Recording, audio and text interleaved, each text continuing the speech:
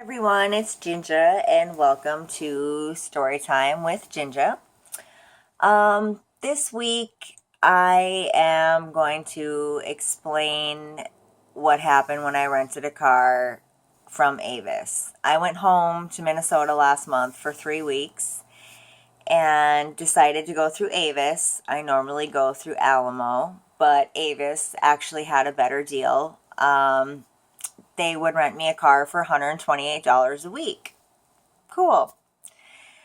I get there, and the car that they decided to give me was a lime green Kia Soul. And I said, Karen, I'm a redhead. I don't have a soul, and I don't need you to try to fucking rent me one. So you're going to have to give me something else. Otherwise, I would feel like I would need to wear a top hat and carry a shillelagh stick because I would literally be driving around in a box of fucking Lucky Charms. Not gonna happen. So she tells me for $5 extra a day, I can rent a SUV.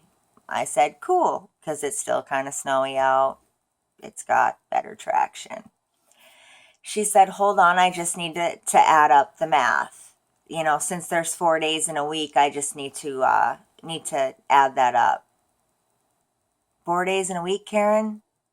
I think you better recheck that. I told her, you're wrong. There's not 4 days in a fucking week. So she has to whip out her calculator and a calendar to figure out how many days are in a week. And she comes back with, my bad, ma'am. There's 8 days in a week.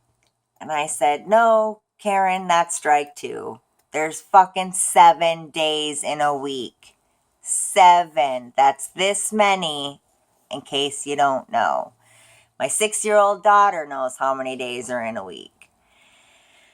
So then she proceeds to figure out what 5 times 7 would be for the extra cost of my SUV. She comes up with $50 extra a week. And I said, no, Karen, 5 times 7 is not 50. Whip out your calculator again. Then she comes back with $40 a week. At this point, I'm highly irritated, and the security guard behind me is also baffled by her stupidity because he'd rolled his eyes and told my dad that she is dumber than a box of fucking rocks. When it was all said and done, my total would have been $400 with a $250 deposit that would be refunded to me when I returned the car. So I returned the car on the date that I'm supposed to at the correct time, and I check my bank account, and they have deducted $1,330 from my checking account. So I call and raise holy hell.